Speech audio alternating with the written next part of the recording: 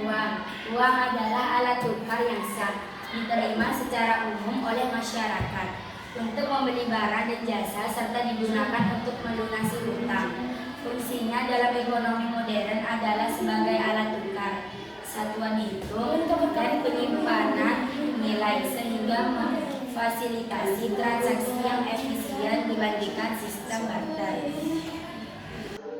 Fungsi utama uang, alat tukar, media pertukaran, memungkinkan pertukaran barang dan jasa yang efisien, menggantikan sistem barter yang rumit, satuan hitung unit akun, menyediakan standar untuk mengukur nilai berbagai barang dan jasa dalam ekonomi, penyimpan nilai store of value, memungkinkan masyarakat menyimpan kekayaan untuk digunakan di masa depan.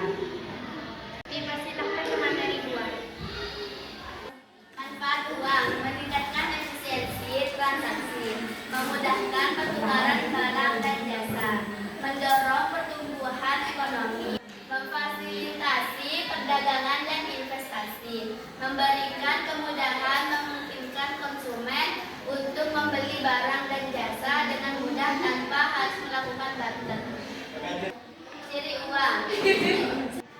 Dilihat misalnya warna dan tinta berubah pada logo BI.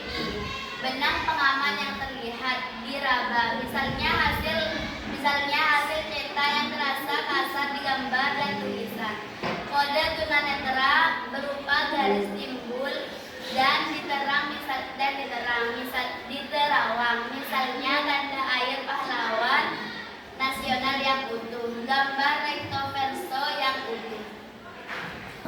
Dipersilakan ke materi 3.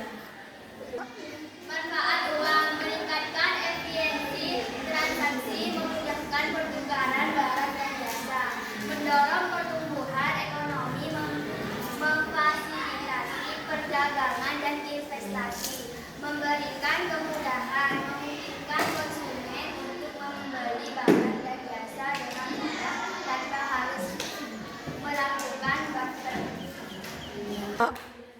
Dipersilakan ke materi 4. Kesimpulan uang. Kesimpulan mengenai uang adalah bahwa uang adalah alat tukar yang diterima secara umum oleh masyarakat, berfungsi sebagai penyimpan nilai dan satuan hitung, serta merupakan elemen vital dalam sistem ekonomi modern untuk memfasilitasi transaksi,